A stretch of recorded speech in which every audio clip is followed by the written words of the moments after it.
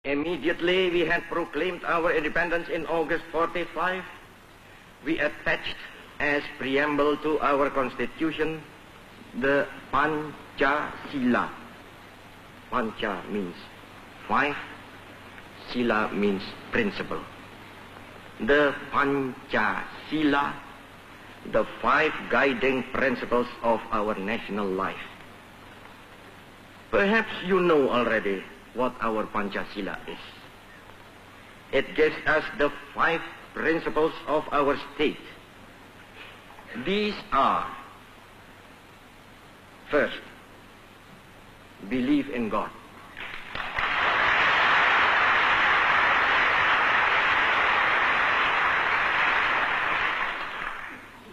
Second, nationalism.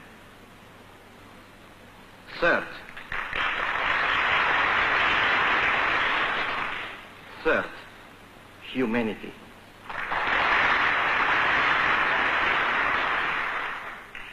Fourth, democracy.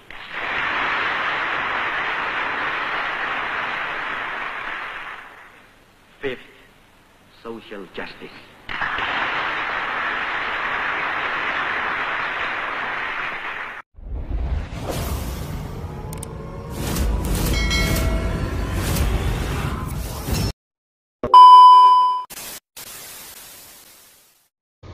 Assalamualaikum warahmatullahi wabarakatuh. Ketemu lagi dengan saya, Robi Borneo Akbar, di channel Akbar Borneo 99. Kali ini kita akan membahas lanjutan dari materi yang pertama, video sebelumnya, tentang kedudukan, fungsi, dan arti Pancasila.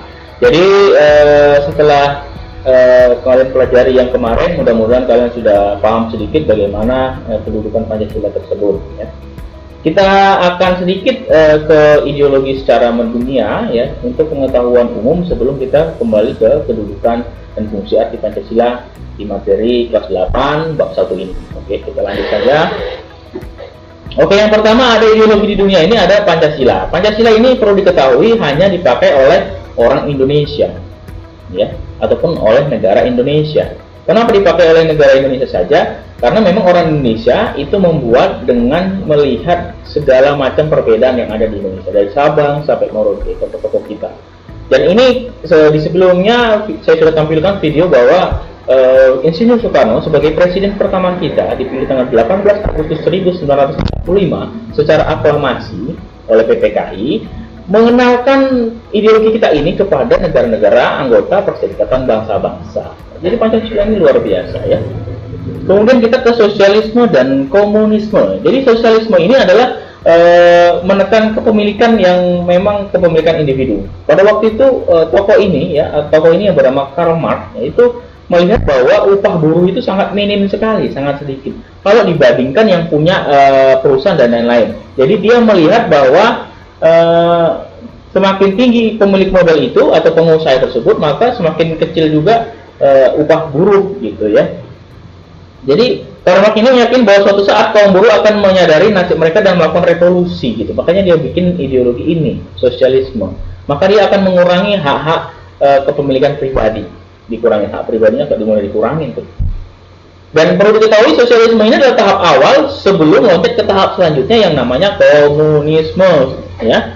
Komunisme ini peralihan, ya, dari sosialisme tadi. Jadi hak milik pribadi dan kelas-kelas benar-benar dihapus. Kelas-kelas sosialnya udah dihapus, strata sosialnya. Jadi ini masyarakat pun akan memiliki sarana produksi secara bersama-sama dan negara tanpa kelas benar-benar tercipta. Ya, maksudnya tercipta itu adalah diciptakan bahwa ini semuanya milik kita rame-rame, gitu. Itu secara anunya, ya, keinginan Karl Marx-nya, gitu, ya. Tapi kita lihat di media, ya, seperti Korea Utara, ya, ataupun negara lain yang komunis itu seperti di Asia Tenggara ada, ya, Vietnam. Di Korea Utara itu sangat tertutup negaranya. Segala sesuatu keputusan itu ada di ucapannya pemimpin itu. Ya, jadi kalau tidak sesuai dengan kepemimpinan dia ataupun tidak sesuai dengan keinginan dia, itu bisa disingkirkan, ya. Dan sangat mudah untuk memberikan hukuman kepada masyarakatnya, ya. Jadi ini ideologi ini berapa kali sudah ingin masuk ke Indonesia ya, 2 kali untuk mencoba ya, pada waktu itu oleh Musso ya, kemudian lagi oleh DNID, tapi tetap gagal karena memang Indonesia sudah punya Pancasila, tidak boleh lagi ideologi manapun untuk mengganggu ataupun menggoyahkan dasar kita ini yang dibuat oleh para tokoh-tokoh pendiri bangsa ya. Ke kapitalisme ya. Kapitalisme sendiri itu suatu sistem yang mengatur proses produksi barang dan jasa melalui mekanisme harga dan pasar, yang memang sistem ini dikuasai oleh pemilik modal. Jadi pemilik modal atau pemilik namakannya sekarang investor ya, investasi di suatu negara yang cukup besar dia investasinya, dan di situ dia betul-betul memiliki kewenangan yang cukup besar dalam mengatur bisnisnya itu. Ya. Dan peran dari pemerintah itu sangat kecil. Ya. Dan Indonesia kan banyak orang mengatakan kapitalis sudah masuk ke Indonesia, gitu kan. Tapi di situ kemarin saya mendengar wawancara dengan Luhut Binsar Panjaitan ya, Menteri Investasi kita, mengatakan memang investor banyak, tapi kita bikin aturan katanya begitu. Aturan apa? Saya pikir mungkin aturan yang agar kita kalau investor besar masuk ke sini, dia tidak mengatur kita begitu. Ada deal-dealannya gitu, ada lobby-lobbynya gitu. Seperti negara-negara miskin, kalau negara-negara miskin tuh investor masuk, pembangunan di mana-mana, pemerintahnya nggak bisa ngelakuin apa-apa. Ya, diam aja, nurut aja sama pengusaha. Kalau enggak saya tarik dana saya, kan begitu. Ancaman. Nah, untuk mudah-mudahan Indonesia tidak menjadi negara yang seperti itu ya. Kemudian ada liberalis ya. Liberalisme ini sendiri berarti artinya bebas gitu. Kebebasan individu. Di sana kebebasan individu betul-betul dijunjung tinggi gitu ya.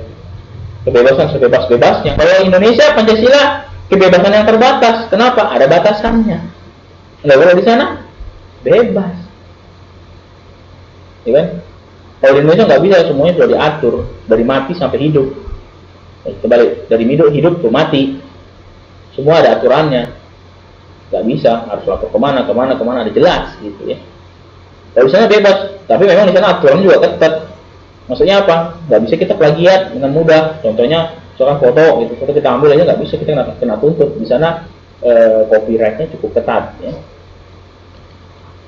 Fasisme. Jadi fasisme ini berkebalikan dari liberalis. Ya. Kalau liberalisme tadi bebas, kalau fasis ini menganggap kebebasan yang terlalu berlebihan itu nggak boleh, karena akan mengganggu keamanan negara. Karena di sana adalah negara ada nomor satu. Ya, jikapun kalau memang untuk menyelamatkan negara, untuk menghapuskan satu golongan, dihapuskan begitu. Ya. Nazisme. Nah, nazisme ini sendiri adalah paham yang memang dari Adolf Hitler ya, ke sana, karena dia yang pertama kali mencetuskan. Dia apa? Dia mementingkan atau dia hanya mengurusi dan tidak mau tahu ya, terhadap rasnya saja. Dia menganggap rasnya lebih tinggi ya. Biasa disebut di dalam sosiologi itu ethnocentrism ya. Oke, kelanjutannya itu dari ideologi ya, kita mengenal sedikit. Nanti kalau sudah SMA kelas 10 atau 11 kita akan ke sana. Kemudian untuk kedudukan kita lanjut ke materinya. Kedudukan fungsi dan arti Pancasila. Jadi kedudukan fungsi ya. Pancasila sebagai dasar negara, ya maksudnya adalah sebagai norma, kaidah. Norma itu aturan. Ya, terdapat di alinea keempat pembukaan Undang-Undang Dasar 45. Jadi negara ini berpijak terhadap kaidah mana? Kaidah Pancasila. Udah mau kemana-mana bingung, Pancasila aja gitu. Pancasila sebagai pandangan hidup, maksudnya apa? Kalau kita mau ke kiri mau ke kanan bingung, Pancasila jalan. Contoh, sila kedua, memanusiakan manusia. Diapain manusia? Biarpun dia pembantu rumah tangga, asisten rumah tangga, tapi kita perlakukan dia selayaknya manusia. Jangan melihat derajatnya rendah, enggak, jangan, kita sama derajat. Kalau kita makan ayam, dia makan ayam. Jangan kita makan ayam, dia cuma makan nasi aja atau kecap. Nah, itu enggak manusiawi. Nah, Indonesia menjunjung tinggi yang namanya kemanusiaan. Gitu. Jangan bingung gitu. Karena ada Pancasila udah jelas, manusia ini adab gitu loh. Adab ilmu. Enggak ada ilmu, enggak ada adab, selesai.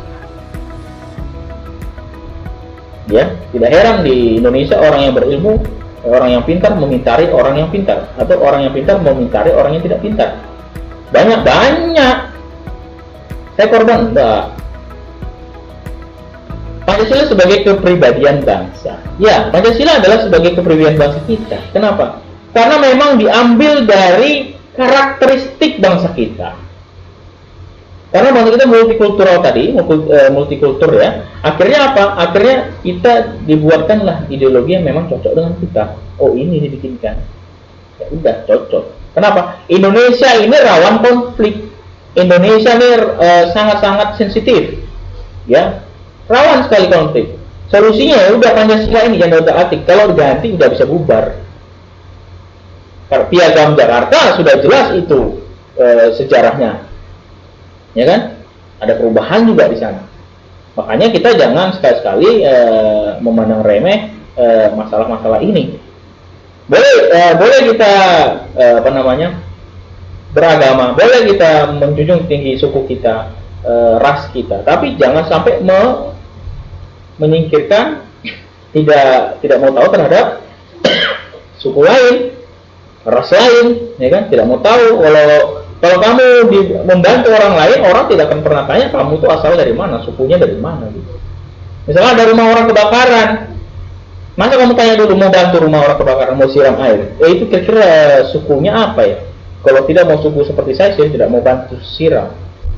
Habis. Tutup negara kita. Ya. Makanya kita betul-betul di sila ketiga itu ditekankan bahwa persatuan itu sangat penting, ya. Perjanjian luhur. Jadi Pancasila sebagai perjanjian luhur. Iya, kenapa luhur? Karena apa? Karena dari hati dari masyarakat Indonesia, jiwanya masyarakat Indonesia, dan disepakati dari perwakilan setiap tokoh. Nggak cuma tokoh A, tokoh B aja. Dari ada di sana ada yang tokoh agamis, ada tokoh nasionalis, ya kan? Jadi di sana sudah macam-macam gitu. Prinsip hidupnya. Ambil jalur tengahnya apa? Yaitu Pancasila. Kenapa? Karena kita menyelesaikan masalah juga dengan musyawarah. Ya. Pancasila sebagai sumber dari segala sumber hukum. Ya. Kenapa seperti itu? Peraturan presiden sampai peraturan daerah di bawahnya semuanya ikut. Ini dia mau bikin aturan melanggar nggak?